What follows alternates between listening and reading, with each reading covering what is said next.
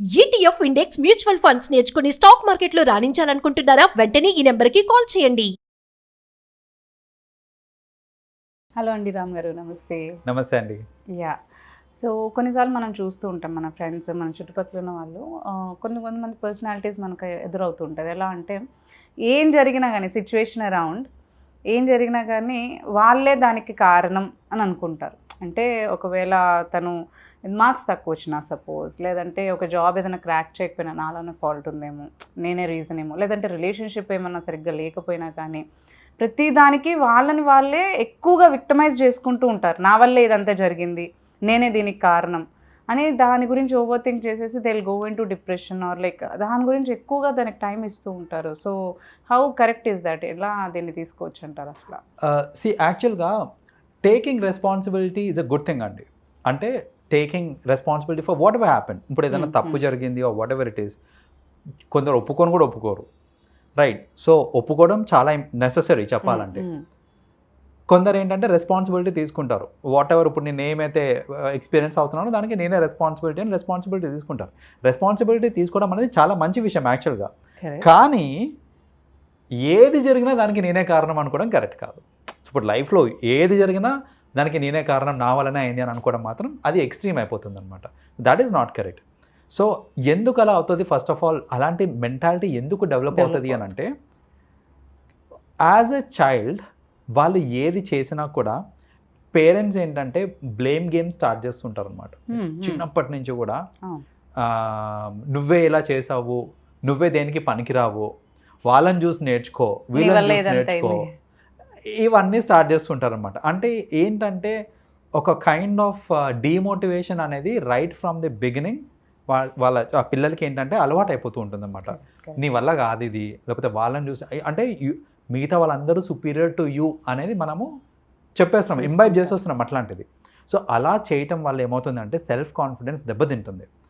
Self confidence దెబ్బతిన్న రోజు ఏమవుతుంది అని అంటే చుట్టుపక్కల ఏది జరిగినా కూడా అరే మేబీ నేను అప్ టు మార్క్ లేను కాబట్టి ఇది అయిందేమో, ఇట్లా అంటే దానికి నేనే కారణం, నేను కరెక్ట్గా లేను కాబట్టి ఇలా అయింది అని ఇది మెల్లగా స్టార్ట్ అయిపోతుంది అనమాట. ఇలాంటి మెంటాలిటీ స్టార్ట్ అయిపోతుంది.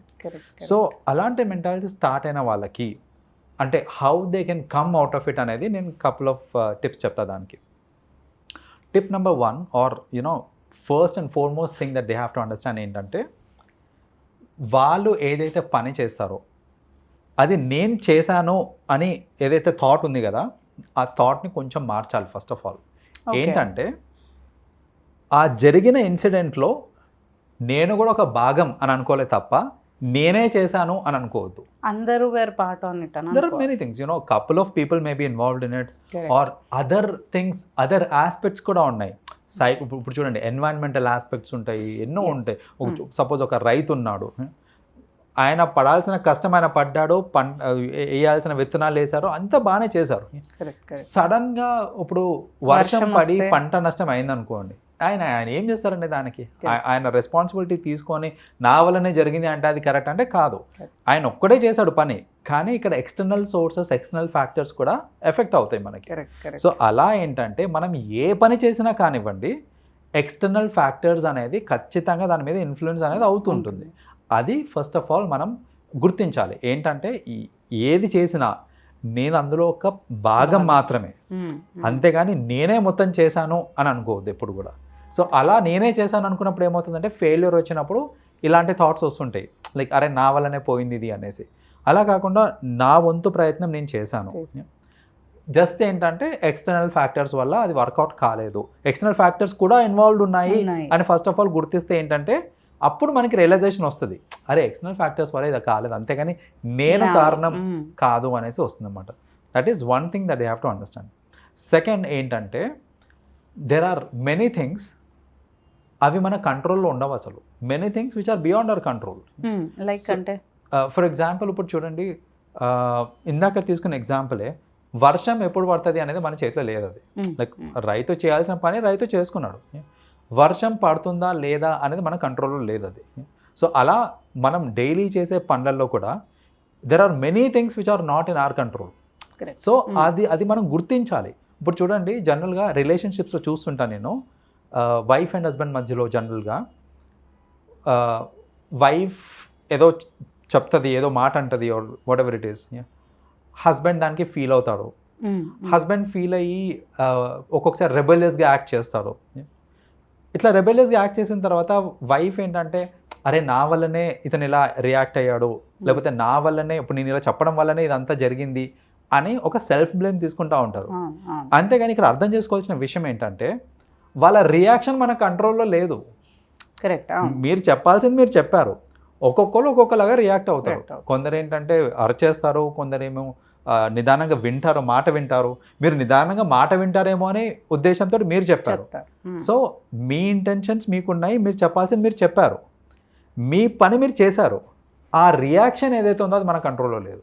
సో రియాక్షన్ మన కంట్రోల్లో లేనప్పుడు we have to understand that. So ఏంటంటే అవతల రియాక్ట్ అవుతున్నారు, ఇలా రియాక్ట్ అయ్యారంటే దానికి నేను కారణము, నేను చెప్పింది కారణము అనేసి బ్లేమ్ తీసుకోవద్దు.